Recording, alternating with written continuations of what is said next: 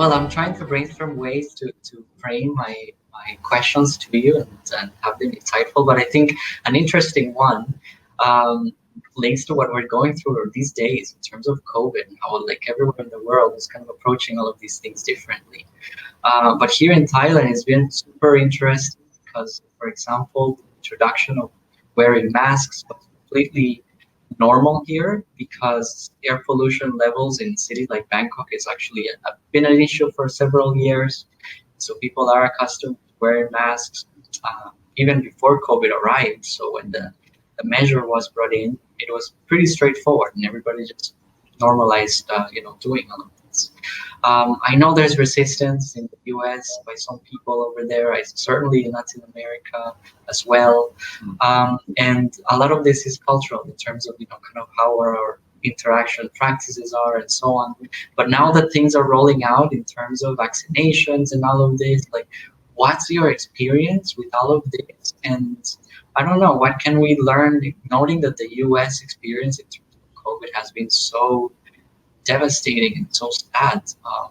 So what can other people learn about what not to do and what to do in terms of the experience you guys have witnessed? I mean, I think there's a lot of strong individualism in the U.S., which is obviously a big piece of this. But I mean, that's universal. There's strong sort of focus on the individual in the city as well. That doesn't necessarily make a difference. But I do think that there were some kind of failures in governance, obviously, all around that made this worse than it was. I mean, when they shut the entire country down, there was a fair amount of compliance early on, but, most of the cases were in New York. They were on the West Coast, and things really hadn't come to the rural areas at that point. And so people were on these extensive lockdowns, and probably the most energy and most compliance was early on, when there was actually very little actual virus in the area. So by the time the virus was actually here, people had sort of used up their sort of patience and felt like it really wasn't something that was going to impact them very significantly. And now the irony is almost the other way around. Now that we're in the vaccination phase, there's still a lot of reticence, a lot of sort of frustration with the whole process in the rural areas. And so it's actually very easy for somebody who wants to get vaccinated here. I can just call my health department, and generally people haven't shown up for their appointments. There's extra doses. And so, the percentage of population that's actively trying to get the vaccination is considerably lower than I think it is in the cities, because the cities have had such a much more intense experience. And then again, this irony that, if you're Steven, you're trying to get a vaccination, it's going to be much harder for you because there's such a population pressure to get access to it at this point. So the unevenness of experience, I think, in such a big country has been one of the difficulties, both in the governance of it and just in the experience. People have had such different experiences of what it's like. But Steven, what are your thoughts on it from your perspective there? Yeah, I mean, I should say that Chicago's population in the city is actually just a little less than 3 million. So it's like 2.8 million. But the greater Chicago area, they refer to as Chicagoland, is roughly 9 million. I live in, it is what's classified as a village that's just outside of the city limits of Chicago. We're only like 2 miles, but we're still in the Chicago city grid. We can get on a Chicago L train and go right to downtown in 10 minutes. But my village has 14,000 people in it. And we're surrounded by tons of other little small villages, also in the same county as Chicago, called Cook County. And so recent interesting news about vaccine rollout here is that the state of Illinois is allowing anyone who's eligible for a vaccine to finally get the vaccine. But the city of Chicago has a different phased program. And so people might not have the same access at the same time. So because I live 2 miles outside of the city limit, the state rules apply to me.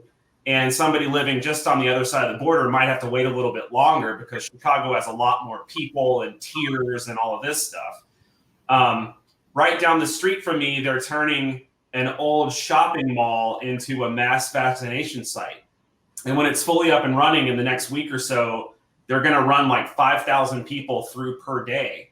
But people from the neighborhood here won't have access to it until at least the middle of April or later. So even though it's right there, I can't just go get it, even though it's in my neighborhood. So that's just, I mean, and that's kind of how it's been happening. That's new news. That's current information here. But, you know, backing up several months, the whole rollout of the vaccine has been really fascinating to watch. And because we have this federal system in the US, we have 50 states, and every state has their own rules. And then the way that the vaccine has been distributed, it's all been very, very confusing. And then it gets even more granular on a county level, whether you're in an urban area or a rural area. So, I mean, one example is in my own household. My wife works for a big hospital system. And even though she's a research scientist, she still does clinical work. So she was vaccinated almost a month and a half ago and is fully vaccinated and has been able to travel, but I'm not. So I can't go with her to travel. You know, and then I have neighbors who are a similar situation. The couple next door, the wife is vaccinated, the husband isn't. They're expecting a child soon, and so we're all trying to figure out how to get access early if we can, and it's confusing and strange. But in terms of mask use, people in the urban areas, people are doing it quite. You know, everyone's wearing a mask because they have to go shopping and to go into businesses. But you go into a rural area, and people can be aggressive, like, we don't wear masks here. That hasn't happened to me personally, but lots of my friends have had that experience traveling to rural areas. Or, you know, I had a friend pass through Texas recently who had somebody rather aggressively call him out for wearing a mask. So very, very odd here. You know, America continues to have this sort of like every person for themselves sort of feel here. And, you know, there's lots of people cutting the line, you know, to get vaccines when they can. Yeah, it's very early stage here. I read that there has been a lot delivered here, but hopes of happening anytime soon is very low. So I've also heard that the south of the country, that is quite touristic, are trying to basically source their own vaccination ahead of the government's own effort. This is a way to kind of open up a little bit more because their economy is so heavily reliant on tourism. Be experts to try to open up.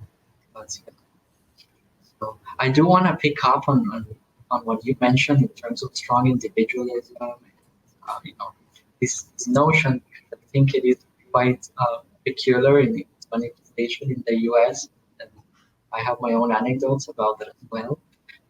But I'm curious in terms of that, because also in the context of the COVID story as well, I think being in a place like Thailand is also quite interesting to look at it, because there is kind of this big sense of, you know, the cultural value system, or the unit system is a bit more communal than it is in a country like the US, for example. So the unit of understanding many things is beyond the self as the individual, right? Society a little bit stronger, I would argue, than in a place like the US. But I'm curious on that notion as well, because of course, you know, on the one side, like many people, even in my side of the world, I kind of make the stereotype of folks who is being very, what's the word, very overtly individualistic, and it's very much about me, and you know, that is the sole kind of unit of society, if you will. And so a lot of the criticism comes into this is a little bit too much of an emphasis, and it has. But on the other side, it has a lot of you know, great contributions in ways. And in Thailand, for example, at the moment, you know, there's a lot of kind of civil unrest about the way that the country is being governed at the moment. There's a lot of you know, young protesters out on the streets demonstrating about some of these topics, and the concept of individualism is quite, you know, it's an undertone within that own narrative, and it refers a lot, as you may know, to certain, you know, movies from the US, media, you know, things that come out of that kind of build on this important role of the individual in driving change, right?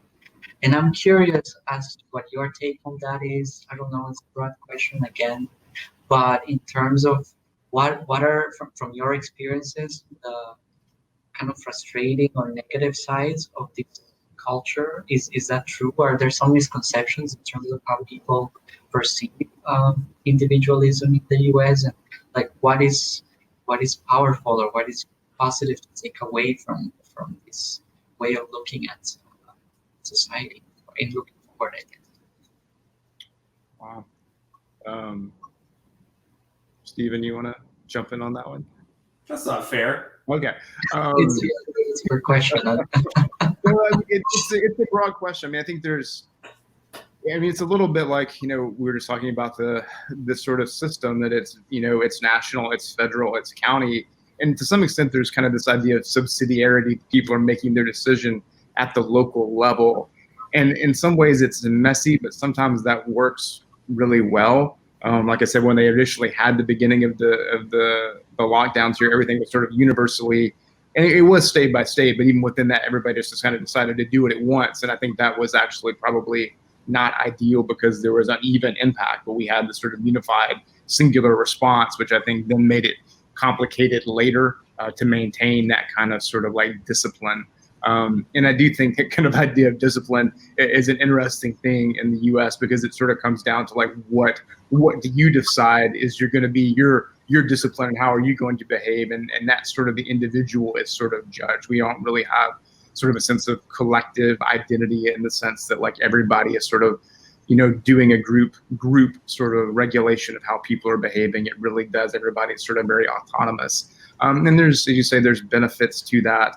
In lots of situations, there's also a lot of problems when it really is, when one person can be a weak link, it can be a problem. And that's what we have certainly seen with COVID, is that the behavior of a few can affect the behavior of a many, so I think it depends really on the circumstances. Obviously with like innovation and thinking around, new ideas, it's great to have people who are willing to break with the fold and think differently and stand out and be separate. And obviously in a country where we've had so much inequality, it's important to have people who are willing to put themselves out there and be leaders and really just kind of stand independently to make change. But I do think, there can be a lot of downsides in terms of, just moving things ahead. There's just very little consensus on issues. You see that in our politics. There's just a lot of dissension that comes out of that because there's so much difference between kind of the individual perspective and the collective perspective.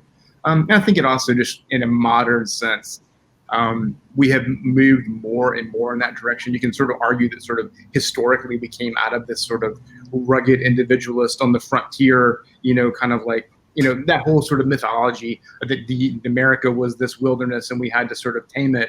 That's a false narrative on itself, but even within that space, people had these massive families, right? They had huge families that worked on the land.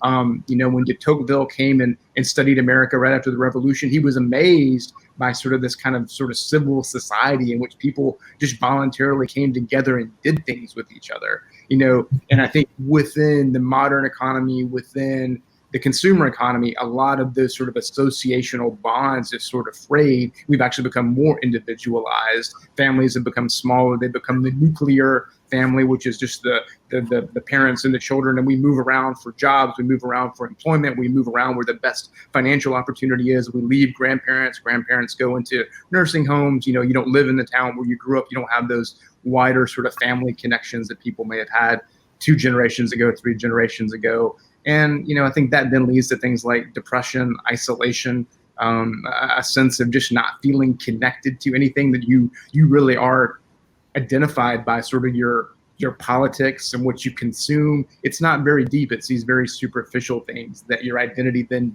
depends on. And then it sort of ends up being propped up by consumerism and consumption and sort of ideology rather than like a real sense of network and family and place and history. It's complicated. I mean, I'm in a place where probably more of those things still exist, and there's still a lot of depression, isolation, consumerism and ideology still exists in areas where there's still, more strong families. So it's not black or white, but I do think in lots of ways there's just we move more toward an individualistic society rather than less so in the last 50 years. And I think that's created a lot of our sort of social challenges that are, more, all the sort of gun violence that we experienced in the last couple of weeks. Those people feel so incredibly isolated, feel so incredibly, just obviously have no one to turn to. and mental illness is not recognized because people can live on their own, isolated, and people aren't reaching out to trying to get them help, or their families aren't there to see what's going on. So that's a very specific answer to a very broad question. I think probably everybody has a really different take on it, but it's certainly a thing. It is a huge part of our culture. Yeah, it is. It's one of the many individualism, that whole idea in American culture is one of the many very complex, nuanced, like multifaceted topics, because I don't know, anytime there is a large national or natural disaster, you get this sense that everyone kind of comes together to roll up their sleeves and help people out. You saw there's this sort of like story that came out of the 9/11 tragedy, for example, where like people sort of look back on that time right after that happened as America being this unified, we all came together to mourn and rebuild. The same thing happens after tornadoes that hit a community, or a hurricane that hits a certain part of the states. You really do see a massive outpouring of support. I mean, big hurricanes hit Houston a couple years ago, and you had people driving their boats down from New England to try to go rescue people and help people out. Like, there is a big spirit of volunteerism here that happens, a big spirit of generosity, but it's sort of like waxes and wanes, right? It comes and goes. Like, people will react to something big, and everyone wants to help. And then when that's either out of the news cycle or the problem is gone, it's sort of like we're back to kind of doing our thing, It's just, so those are some examples there. But I feel like there's this tension in the US between, I mean, it's political, it's on a family level, it's on a neighborhood level. There's this tension between kind of like, on the one hand, you have this notion that it's driven by, I think, capitalism, consumer culture, right? This notion that government ideas of a collective goodwill or social kind of welfare programs are evil, and that capitalism and the free market will liberate everybody. And, so that's what we should do, right? So anytime a government program tries to come in and put in a safety net, like we have no minimum basic or universal basic income, there's a huge homelessness problem in the US. Healthcare is extremely expensive and confusing. And so, if you are poor in the United States, it's really tough road. On the other hand, if you're really rich, you can buy your way out of a lot of problems. And so your view of what America is like is completely different than somebody that is super duper poor, right? And the government, we are like the richest country in the world, and we could do a lot more to kind of even the playing field for everybody. We don't do that. So it kind of depends on what situation you are on the scatter plot that is like everybody in the US, how you view what American society is like, right? And then, are you involved in a church? Are you involved in a neighborhood organization? Like, I don't know. The neighborhood I live in here, in this little village outside of Chicago, it's the first time I've lived anywhere since I was a little kid where I knew my neighbors and we help each other out. We have a tool exchange. We have campfires in the backyard. We've helped each other out through the pandemic. We've really come together as a block to look after each other. And I've never experienced that. I didn't experience that in Minneapolis. I didn't know my neighbors. I didn't know my neighbors in downtown Chicago. We didn't know our neighbors in the apartment complexes in North Carolina. So, but here we do. So I have a different perspective. It feels like, oh, this is a community, So it all just sort of depends. We're a massive nation with 330 million people in it. It covers a continent width, So it's hard to say Americans are individualistic, but there can be this sense that everyone is out for themselves and their families because that's the system that we're in, right? If you don't go out and win things for your family, sometimes you're left behind. I don't know what your own, I guess the question will be like what your own attitude or perspective is for the evolution of uh, what being American is in your view and in your experience. But before that, I want to just kind of preempt by just kind of a thought, because it just keeps coming into my mind space more and more, just observing things. Yesterday, I was reading this note about gun ownership in the U.S., and there was a second shooting since we last spoke a week ago, and I know that this is very much part of the sense of American for many people, and on the other side, an issue that I deeply care about is climate change topics and how to address that. And in that context, there was a conversation by a Costa Rican diplomat that I follow with a British biodiversity person, which is another topic and another crisis that is happening. And he brought up this idea that human history for the future should be about agreements as opposed to war. And earlier on this first part of the conversation, Stephen brought out this idea of how humans kind of come together when there is kind of a common enemy, and there's such a good value to having an enemy figure somehow. And so, I don't know, like it's a very philosophical question, but I'm curious on your own perspective on all of this. Thinking about Amendment 2 in the US Constitution, thinking about all of these many, angled crises that we're facing, and also thinking about all of the new technologies that are evolving, and how social media and artificial intelligence is radicalizing how people perceive some of these issues, building on this sense of individualism, collectivism in a very new way, perhaps, that's contributing to these things. And I'm curious on what your attitude towards, the future looks like, minding all of those things, and what I don't know, what might be some insights from your own personal observations or experiences, build kind of a shift of mind towards, human history evolution that, following Sir David Attenborough's words, bet on a history of agreements as opposed to a history of war. Does that make sense? What do you think? Was that one question? So the question is, what is your attitude on this? What's your feeling and your take? What would be a kind of a takeaway from your own observations in the U.S. as an American on this? Yeah, I mean, it's interesting to sort of imagine where, human society as a whole is moving. I think with technology and connectivity, there's a more integrated conversation than there's ever been.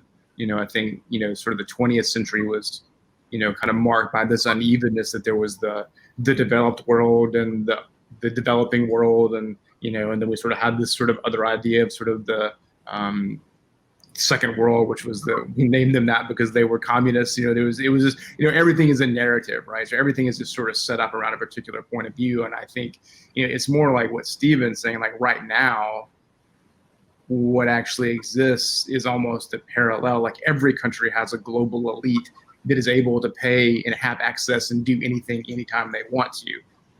And increasingly there's a middle class that has access to information that necessarily don't have the material wealth, but they have the ability to inform themselves. They have the ability to communicate with each other, to form networks and share and learn with each other. And I think we're all really strong examples of that. Like none of us are wealthy. We're very mission driven in the work that we've chosen in our lives, but we've had really rich global experiences and the ability to move and travel, learn languages, engage with people, engage with cultures. And that's really what, how we've chosen to evolve as individuals and the networks that we have chosen to associate with. And so, that's almost challenging. Then when I come back to an area of rural Tennessee, where most people, they haven't traveled that far. Maybe they travel to New York, maybe they travel to Washington, D.C. And a lot of people, maybe have traveled, 150 miles, Nashville, in the nearest city in Alabama. So a lot of my experiences are very foreign to them. So it's really challenging for us to sort of dialogue about what they see. But I think that profoundly changes, how they see the world, right? I mean, that's this reason of this sort of lingering frontier mentality that the world is out to get you, and the world that you don't know about is a threat. So you need to keep a gun under your bed. You need to keep a gun in your truck because everything is a threat, and I think I have certainly had a very sort of, I would say, privileged but empowering experience to travel in so many parts of the world and not feel like the world is a threat. I feel like the world is a it's a family. It's people who want to learn and connect with each other, even in places like Russia or China, places that have sort of historically had, conflict with the U.S. Like, I have found people who just really want to connect and meet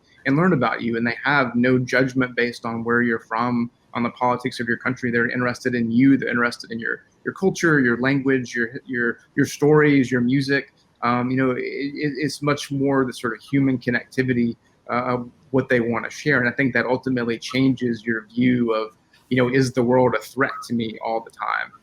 And I think I live in a worldview where the world is not a threat to me. But I think for people who are in a feedback loop of that's what they hear from everyone agrees with them, and that's the way it is, and they're closed to seeing other possibilities. One, because they don't have the resources, they don't have a sort of a motivation to be exposed to those things, and those opportunities are not given to them in the way that they were given to me. They were sort of pushed on me that this is part of your privilege, that you will go and experience things. And I was really lucky. It changed my worldview extremely. And I think other people, if they had more opportunities to do that, would have more of a more diverse perspective.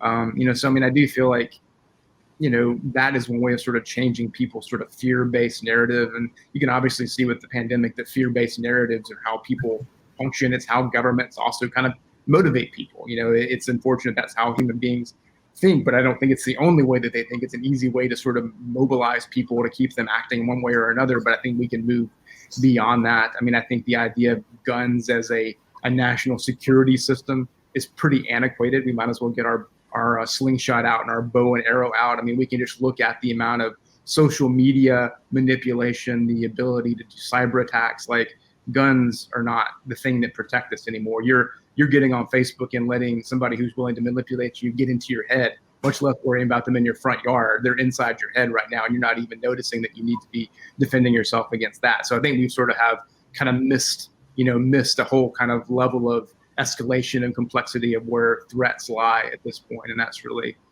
unfortunate. But in terms of the better part of that question, like where we're going, I'm hopeful that we do build more of a global community, that we can learn to work together and support each other. And I think I've lived in a very privileged space, the three of us particularly, kind of being in high school, university in the 90s, early 2000s. There was so much openness, after the fall of the Berlin Wall, the fall of communism, opening of Eastern Europe, really opening up of China, just so many programs that allowed us to experience the world in a way that wasn't that typical a long time ago, and that was just normal for us. And I think that's beginning to close down, with 9/11, the war on terror, the pandemic. I think that's harder. When I take students on programs, I see that they have very strong biases against particular kinds of individuals because they've grown up in a war, or grown up in a period of war where, they've seen their country in a war with particular kinds of individuals, and they have a real anxiety about people based on kind of the narratives they see in their country. And of course, that's why we take them to places to help sort of break that down and engage with people at a human level. But I do think we live in kind of a golden period where some of those walls are coming down. Now they're going back up to some degree. And I think the question for us is, how do we continue to promote that dialogue? How do we continue to bring people together in a world that's becoming more fragmented quickly? And I think that's kind of one of the reasons we have the organization. The Regenerative School is about what is a regenerative culture. How do we support each other? How do we bring people together? And how do we find ways to, as one of my friends said this week, if there's walls going up, how do we fly over them? How do we get over those new barriers that are there? And I'm excited to think about what those societies look like that are not necessarily based on nuclear families, that are based on larger associational groups that are about shared values and coming together to create a future in a very sort of democratic, participatory way. And I think that's one of my passions, and I hope that we can be building that world, from the experiences that we've had. My COVID experience was very peculiar because I was locked in a city of 8 million in this apartment for two months. And so my only in-person interaction was with the guard on the way out and the lady checking out my groceries whenever I went to do that shopping, for at least for those 2 months, right? But in a city that actually has more of a population than my entire passport country, right? Which was a very bizarre thing to do, but very privileged as well. I have a balcony. I became friends with the bird statue on the other side of the open space. So altogether, it was very good. But hearing kind of different stories from different places, I guess what I wanted to say is that during those 2 months, I became obsessed with this idea of how COVID is really bringing in kind of a huge opportunity to pull together all sorts of issues into one. And especially now, all sorts of decision makers and people are having to focus on how to recover out of, everything they're facing.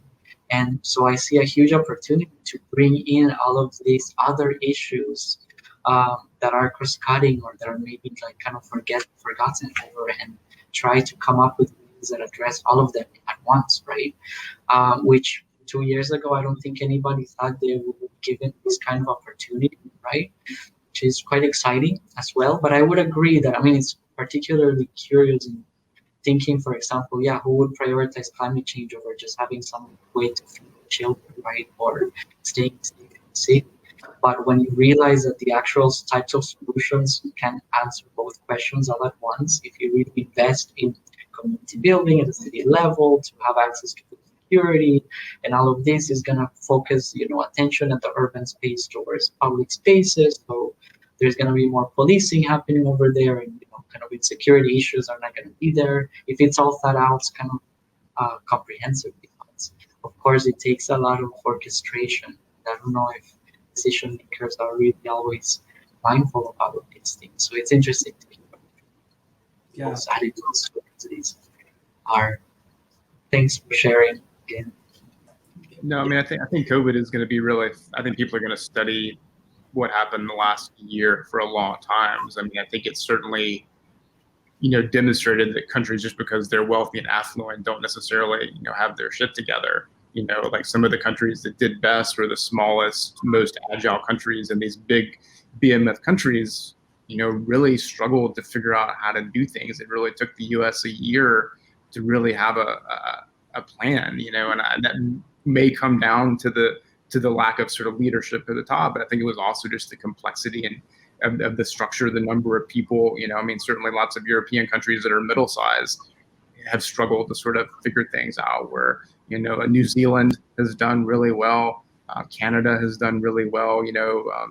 Bhutan, countries that are not necessarily materially wealthy, have done exceptionally well in sort of managing these issues. And so I think that will be studied really extensively. But I think also the fact that, everything stopped in March 2020, the world just stopped. This has sort of been this thing that the economy is this juggernaut and we can't stop these things. These things were impossible to stop. They're it literally just stopped. Everybody just said, we're stopping it because we need to stop it. And carbon emissions fell by 30% in March, in April, in May. Global emissions went down because people weren't going into the office. People weren't traveling. Bangkok and Chicago, people just worked from home or stayed at home in isolation, and there's a lot of downsides to that. But just the fact that those choices could be made and eventually people could adapt to doing something different in a very short order of time, I think is actually a good litmus test of what we need to be doing, that we need to make big changes and we need to think about how do we shift the whole system in really dramatic ways. But I don't think many of us feel like we're in a profoundly different world than we were a year ago. Most of us are still doing our work. We still do a lot of the same things, or have gotten back to doing a lot of the same things at some point. So, I think we can make really big changes. And I think this is actually maybe a threshold moment of thinking about that we actually are more powerful to make those decisions collectively and on a global scale than we thought before COVID, or not. It may push us in the other direction. We're funny human beings. So, we've kind of come to the end of our time today, Jonathan. I really appreciate you staying up and joining us tonight from Bangkok and helping us think through some of these issues, helping us reflect on what, how peculiar America is, some of the strengths that we have, some of the sort of things that we could probably be thinking about how we can do better. But I think it also reminds us that we're all in this big kind of global experience and process together.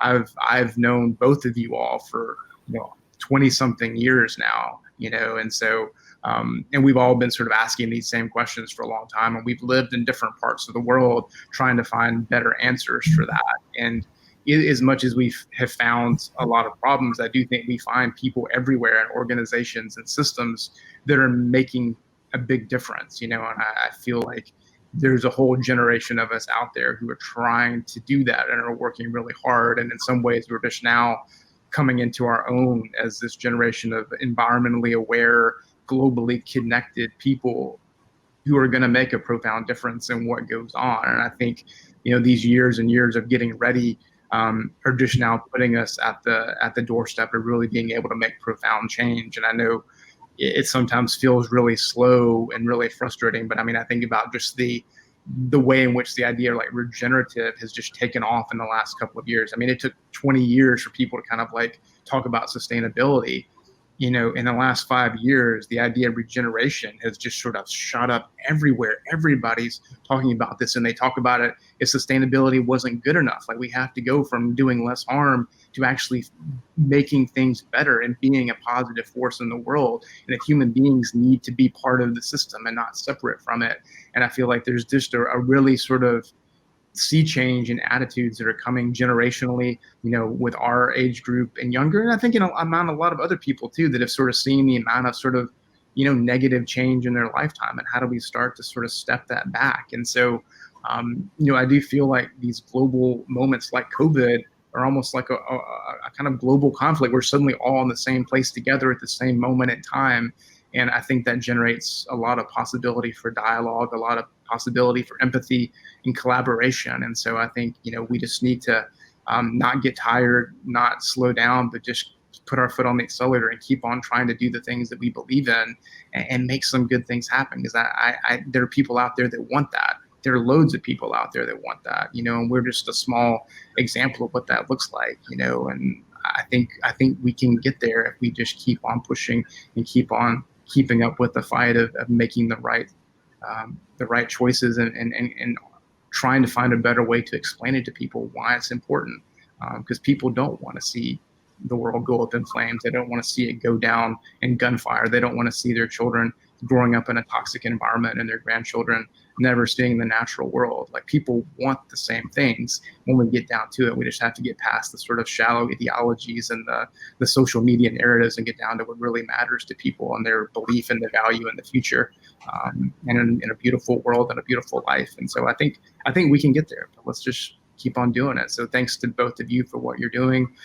Jonathan, thanks for talking to us and keeping us motivated and just being supportive of this conversation in general. Thank you for having me. Have a beautiful day. Thanks for what you do. Take care. Cheers. Thanks. Take care. Bye.